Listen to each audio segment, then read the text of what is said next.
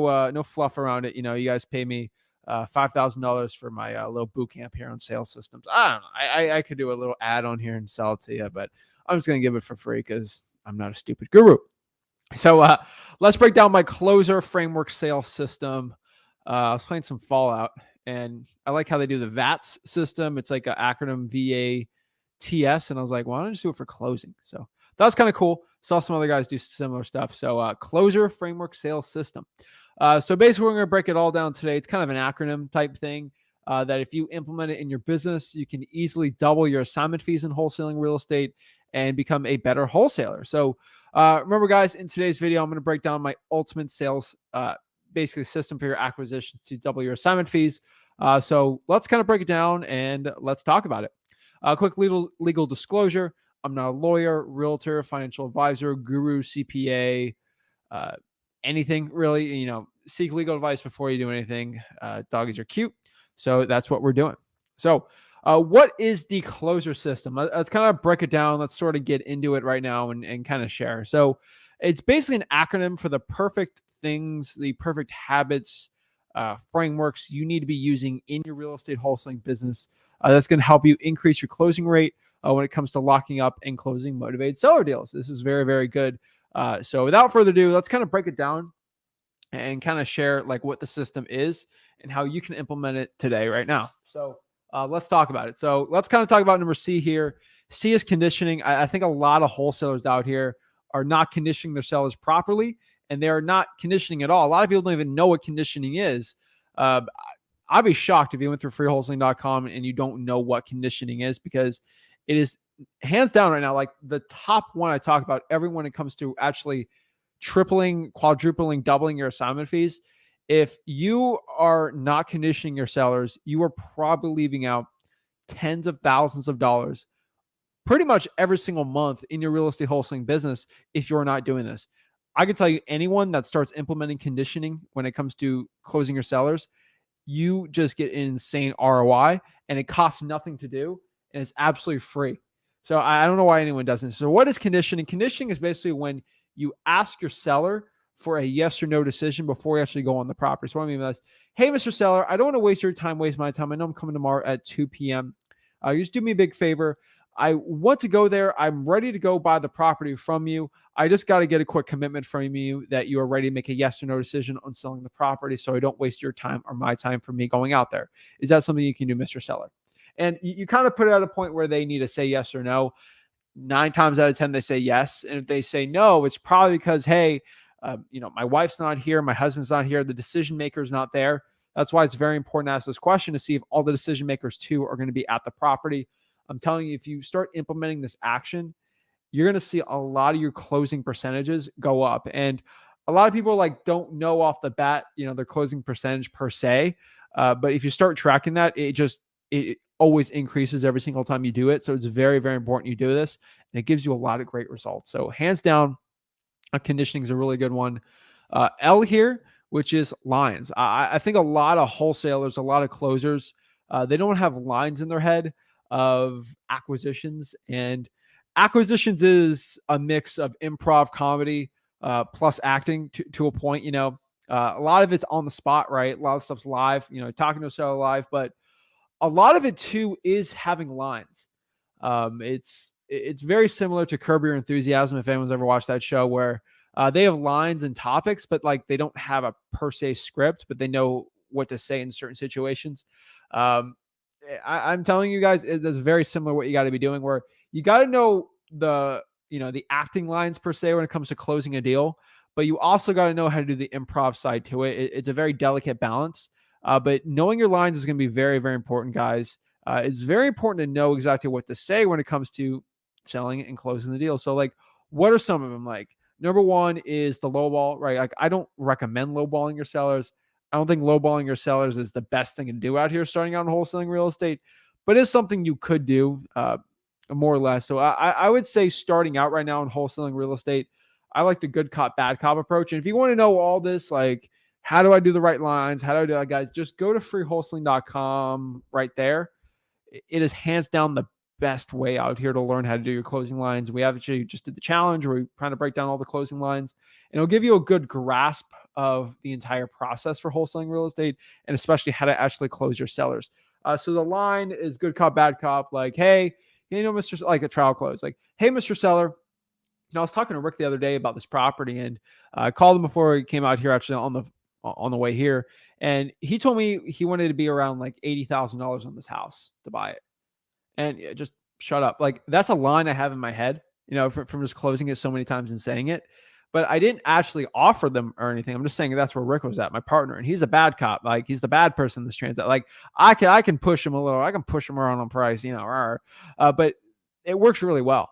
And to a point, I don't know how they're going to react to it. So I have to be very reactionary, like improv to that. But also to a point, I just said my lines there. And a lot of people, they don't practice their lines enough. And it's hard to practice those lines on live sellers when it comes to actually closing the deal. So you might have to do it in the mirror or the phone, or heck, even if you want to go on one-on-one, talk to me today, like you can do it from there too. That is definitely one way you can practice your lines. Try to practice some closings today at the end of this if you really want to. Yeah, I'd love to do that. We did some live breakdowns too, but it works really, really well. So it's very, very important you kind of use this method when it comes to lines. It helps you a lot. O here, which is very, very powerful here. This is observe. A lot of wholesalers out here, when I see them not doing well, a lot of them are kind of running a seller through, especially on the appointments. And this is not very good. Like, guys, in wholesaling real estate, you have to observe. There is an 80-20 rule in wholesaling real estate, basically stating when you're having a conversation with the seller, you need to be talking 20% of the time, and you need the seller to be talking 80% of the time. And the biggest question I get with that is like, Zach, what do I say during the 20% if this is a 100% conversation? And what you have to say in the 20% is just questions, right? You just got to ask questions, and that's very, very important. That's a big part of the rapport building process, is just asking questions. So the real big thing here is like with observing to a point, what do you got to do? So I'm telling you guys, you need to observe. A lot of you guys out here that aren't closing deals are just running sellers through. They're not being very observant. And this is the one thing I can tell you. You need to be very observant with your situation around you. So if you're going physically on an appointment and you're going around the house, you're looking around. I know I've had some deals in Florida here where I actually went on the appointment when I was like 20 years old a couple years ago. And I saw like a box of like golf balls, and they were from like the Honda Classic. That's the one they have in South Florida. And I just like, hey, is this from the Honda Classic? I don't like, I know about it, but like, I don't like know about it, right? Like I know it's a golf tournament. That brought out a 45-minute conversation about golf, their favorite golfers, and all this stuff. And it's very, very funny the way. And I think that guy was from Jamaica too. And it was kind of harder for me to build rapport because he was pretty much born and raised, and he moved to the United States like 4 years ago. So it's kind of hard to have some conversation. But this guy loves golf. He just loves golf. And that was a huge rapport building part to me. And the only way I was able to build that rapport was just observing my situations around the property and kind of using that as a rapport piece. And it's the small little things, guys. Like, you want to double your chance of getting a deal, closing a deal right there. You got to build that rapport. And a big way of building that rapport is just going out here and observing your situations, observing and listening to your sellers. Active listening is super important, guys. You have to be going after this and start observing your sellers. It's going to help you so much. Let's talk about S right here. This is simplicity. I think a lot of people overcomplicate the process of closing a deal. When I get asked all the time, Zach, how do you close a real estate wholesaling deal? How do you make it look easy? How blah, blah, like all this stuff. What do I usually do?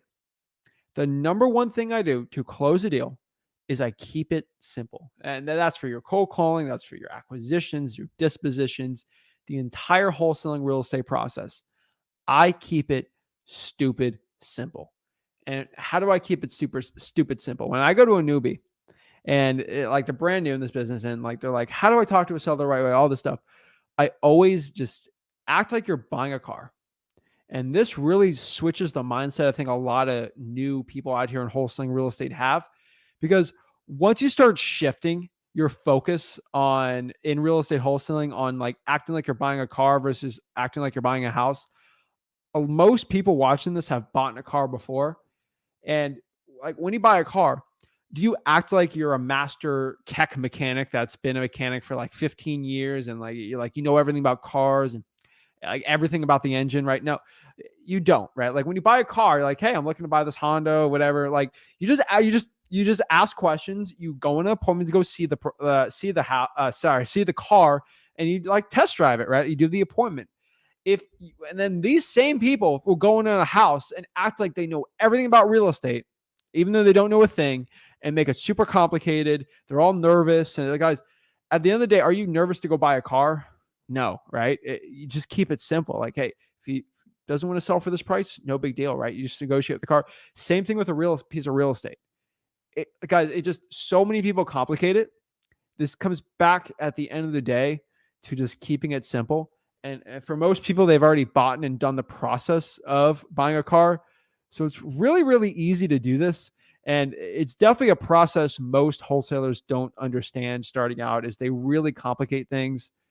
Guys, you just got to keep it simple. Keep the conversation like, hey, who are you? Who are you? What do you want? My name is Zach. I'm looking to buy property. I'm looking to buy a piece of real estate, me and my partner. Very easy, you know. At the end of the day, you got to keep it simple. Simplicity is going to be the best thing. As Bill Gates, no, Steve Jobs. Bill Gates or Steve Jobs say this? One of those guys said, simplicity scales, complexity fails. And it is definitely a very, very interesting quote I always use. And I use it for my scaling systems for wholesaling real estate. This is a very important one. This is expectations. This is one I don't see a lot of people talking about too much when it comes to closing sellers, but this is hands down a very, very good one. Closing sellers, like one thing about it, before you go on the appointment, before you walk in, or before you actually have that virtual wholesaling conversation when it comes to closing the seller, you need to set expectations. Most wholesalers out here do not set expectations with their sellers before they actually go on the appointment. And this is a recipe for disaster. What do I mean by setting expectations or having expectations in closing? If you go up to the appointment and you say, hey, Mr. Seller, thank you so much for bringing me through. This is already after you condition the seller, right? What I want to do today is just go look at the property, see it, have a conversation with you about it, seeing why you're looking to sell, your time frame, everything like that. And if this property is good for me and my partner, what I want to do is see if we can make an agreement to me to buy the property. And if that's something you're okay with, we can do that today and we can kind of get the ball rolling on it. If we don't agree on a price, no big deal. We'd still be friends. And hey, I was able to get out of the office for the day.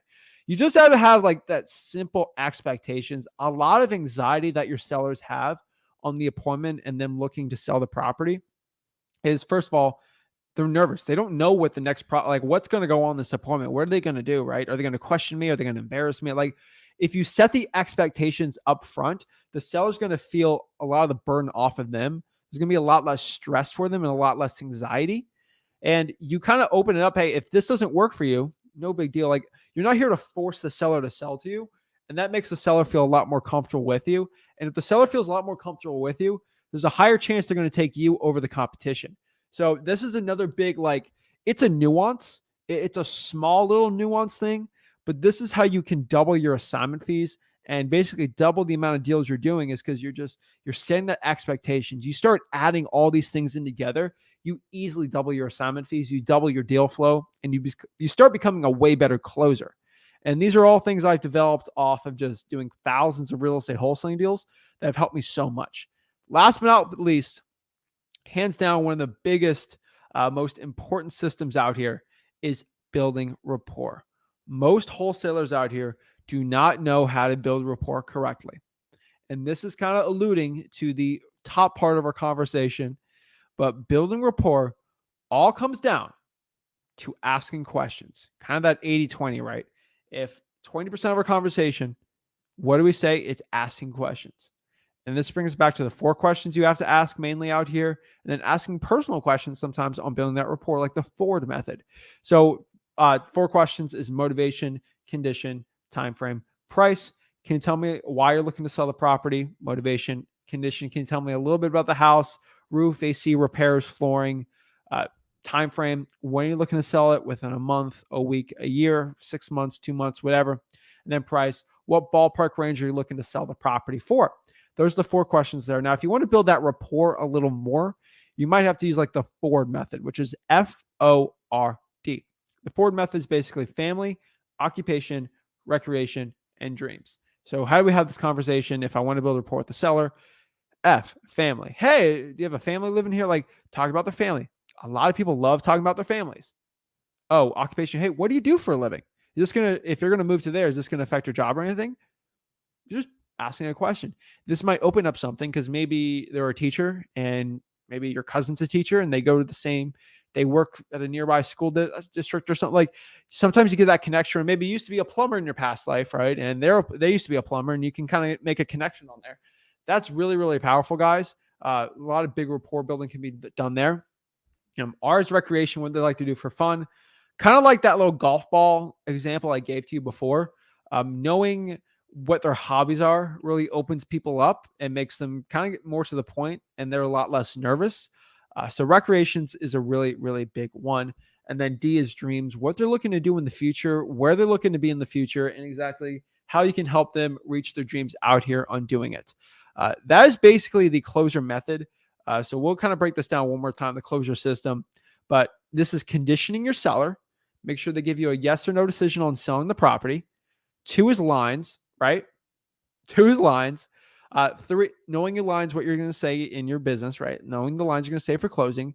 Number 3 is observing the situations in real estate wholesaling, observing the conversations, observing the property, and actually actively listening to your sellers. S is simplicity, keeping it simple. I always say keep it simple, stupid, not calling you stupid, but maybe I'm a little stupid sometimes. So I got to keep it really, really simple. When you overcomplicate this business, you're going to fail. E is expectations. Set expectations out with the seller. They're going to feel more comfortable, and there's a better chance of a closing percentage. And then building rapport, building that connection with the seller, and overall helping you in your real estate wholesaling business. And it's going to help you out so much, guys. I think so many people starting out really complicate this.